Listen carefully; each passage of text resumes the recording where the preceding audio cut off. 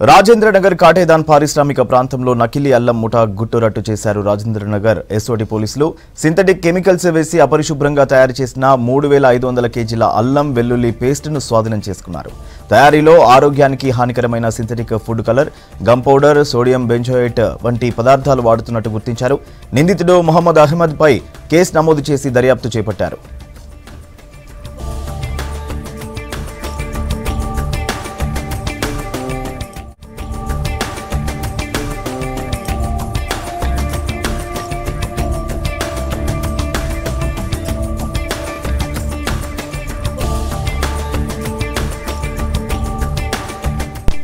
మైలార్దేవపల్లి కాటేదాన్ పారిశ్రామిక ప్రాంతంలో నకిలీ అల్లం ముఠా గుట్టురట్టు చేశారు. రాజేంద్రనగర్ ఎస్ఓటి పోలీసులు సింథటిక్ కెమికల్స్ వేసి అపరిశుభ్రంగా తయారు చేసిన 3500 కేజీల అల్లం వెల్లుల్లి పేస్ట్ను స్వాధీనం చేసుకున్నారు.